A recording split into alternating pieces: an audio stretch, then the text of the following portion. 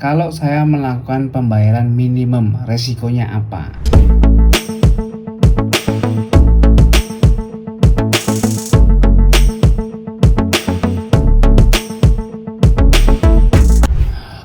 Oke, masih banyak banget yang bertanya kepada saya.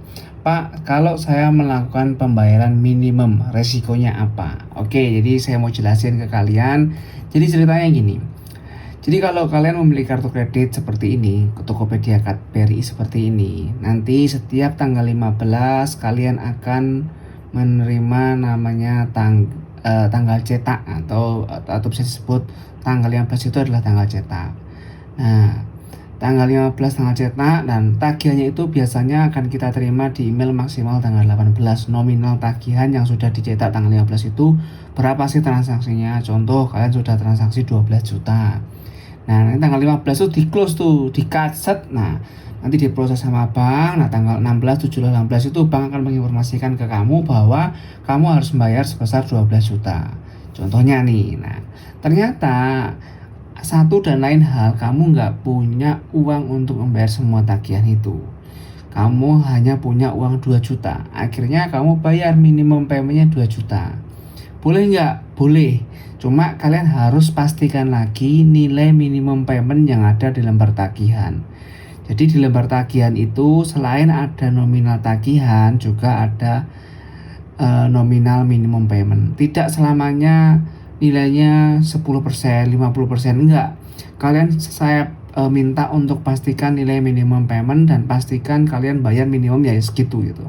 Contoh, tagihan 12 juta, minimum payment 2 juta. Ya, kalian boleh bayar 2 juta. Nah, tapi kalau tagihan 12 juta ternyata minimum paymentnya di situ 10 juta ya kamu nggak bisa bayar 2 juta.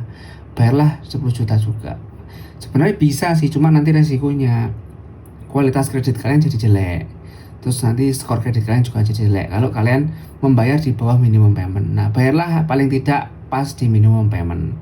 Nah, kita anggap kamu udah bayar nih sesuai minimum payment 2 juta. Artinya yang 10 juta kan nggak kamu bayar. Nah, resikonya apa?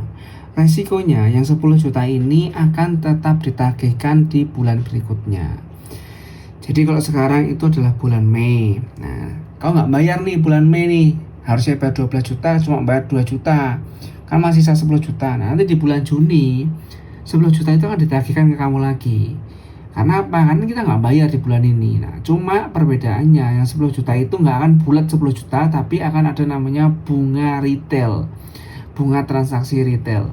Nah, bunganya itu sebesar 2,25%.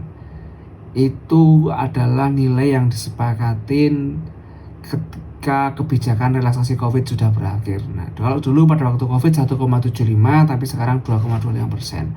Berarti 2,25% dari 10 juta ya sekitar 225.000 rupiah. Nah, kamu akan kena bunga 225.000 rupiah. Itu adalah resiko yang harus kita tanggung kalau kita membayarnya di minimum payment. Tetapi kalau kamu bisa bayar full payment ya tidak akan ada bunganya. Makanya kalau punya kartu kredit itu selama kalian bayarnya on time, selama kalian nggak ngambil cicilan yang berbunga, kalian tidak akan kena bunga apapun, malah memudahkan kalian. Oke, sekian saya mau berbagi itu aja. Karena banyak yang tanya, makanya saya coba bikinkan videonya. Kalau masih ada yang bingung bisa tulis di kolom komentar, saya akan coba jawab satu persatu pertanyaan kalian. Terima kasih dan sampai ketemu lagi di video-video selanjutnya.